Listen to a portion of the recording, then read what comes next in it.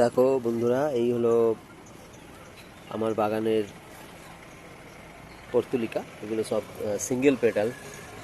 অনেকেই দেখতে চেয়েছিল যে আমার পর্তুলিকাগুলো কেমন, একটা ভিডিও করতে। তো আমি সেই জন্য একটা ভিডিও করছি।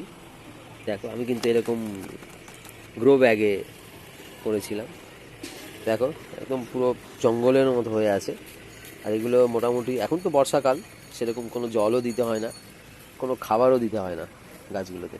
যা প্রথমে মাটি রেডি করে দিয়েছিলাম, ভার্মি কম্পোজ একটু মেশানো ছিল, ওতেই এইরকম অবস্থা হয়েছে। দেখো, প্রচুর ফুল,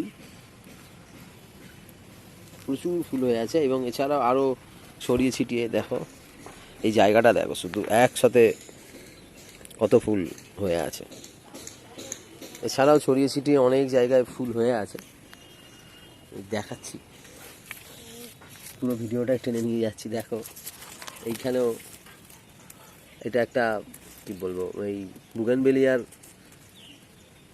পটেই হয়ে আছে, এখানেও হয়ে আছে।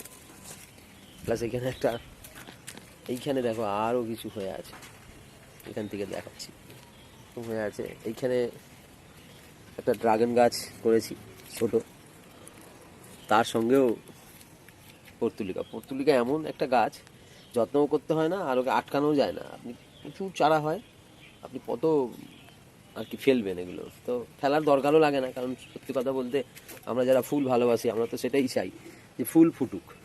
তো ফুল যখন ওরা দেয়, তখন আর অসুবিধা কী।